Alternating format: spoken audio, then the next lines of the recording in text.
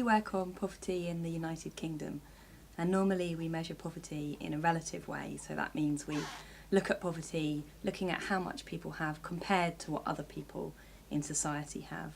And we think that ultimately poverty, certainly in the West, is about having less than what other people have and not being able to have the same things and participate fully in that society.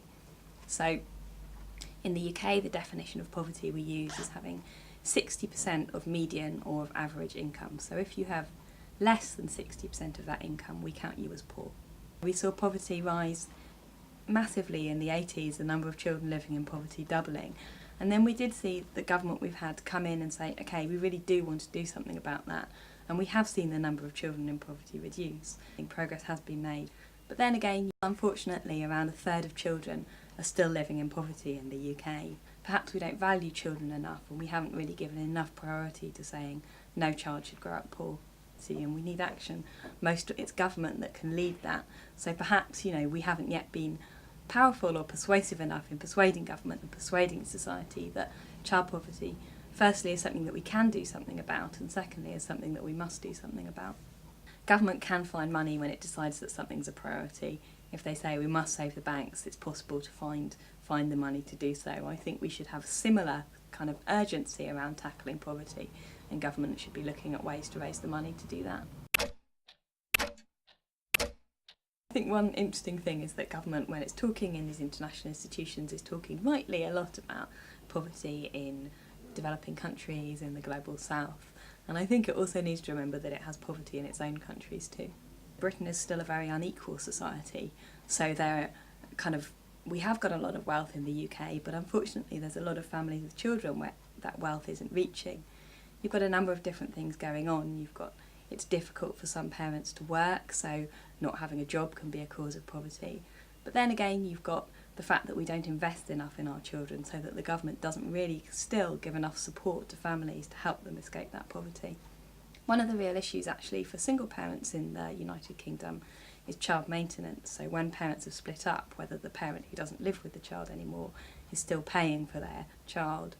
And we know that only a third of single parents receive any maintenance for their children, so that's something we really want the government to pay some attention to. Government does give financial support in the form of benefits and tax credits to families with children, but we think that needs to be higher. If you're a parent, that doesn't mean that it's impossible to hold down a job.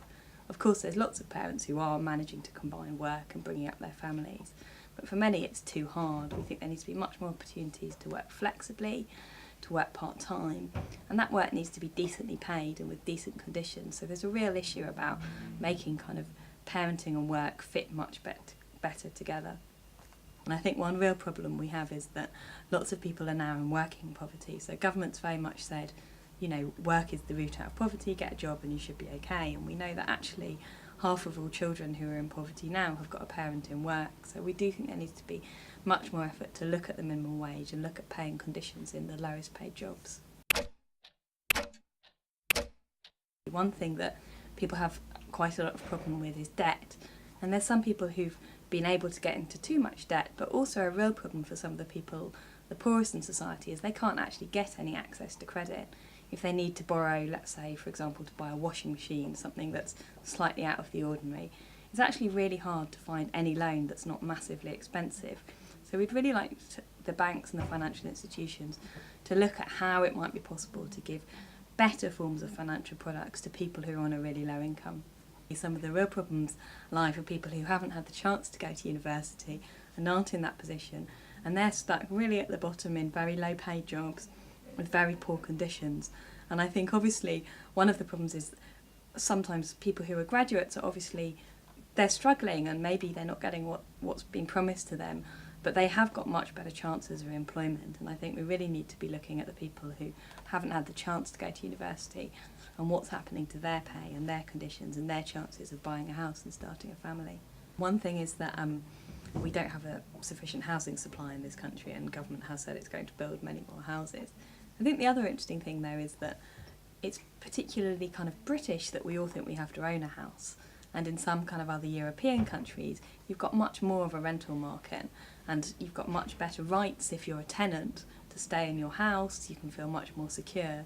And I think it might be interesting to look at, should we be doing more to make it possible to rent rather than thinking that everybody has to own their own house? And you can see that kind of house is a really important asset for many people, and it's providing them some stability and some security. But I think it is a particularly British notion we have of that. If you think about that house, what about when one of the reasons the housing market kind of gets blocked up is because people, after they've had their children, are still living in their 4-bedroom house and not moving on. So that kind of supply of 4-bedroom houses therefore diminishes because those people are waiting to hand it on to their kids rather than another family who maybe needs that house at that time moving on. We have to be optimistic about the chances of tackling poverty, because only if we're optimistic about it will we be able to persuade governments to do anything.